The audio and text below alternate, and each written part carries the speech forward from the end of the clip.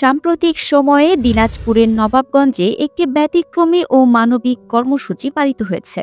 পৃথিবীর সর্বোচ্চ সেবা করতে চান তাহলে মুমূর্ষু রোগীকে করুন রক্তদান।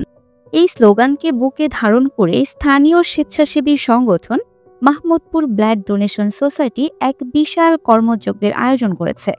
এই আয়োজনের মধ্যে ছিল ফ্রি ব্লাড গ্রুপিং ক্যাম্পেইন, বৃক্ষরোপণ কর্মসূচি এবং নতুন অফিস উদ্বোধন ও আলোচনা সভা।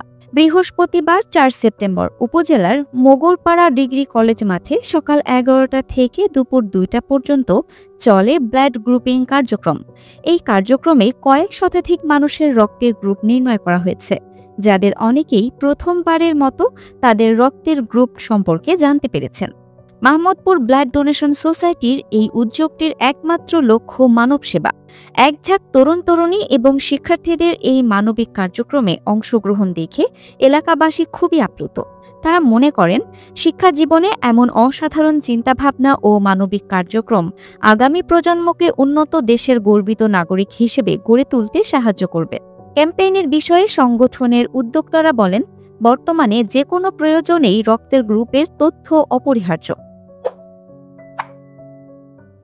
দিনাজপুর টিভি মানুষের জীবনের কথা বলে।